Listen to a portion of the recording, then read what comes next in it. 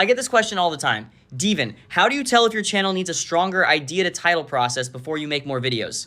Here's the blunt answer. If you're figuring out what the video is about after you start scripting, your process is backwards. A good channel usually has a title direction problem before it has a scripting problem. Here's the simple check I use. First, can the idea produce 3 distinct title angles in 5 minutes? If not, the idea is still a topic, not a video. YouTube automation tips is a topic. How to plan 30 videos without burning out is a video direction.